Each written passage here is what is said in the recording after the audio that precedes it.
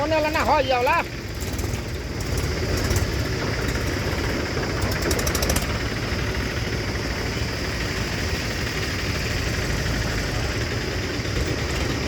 आवे जालक बनाई तब न ओने कौन काम बोलबे खेता में खड़े अब का कोई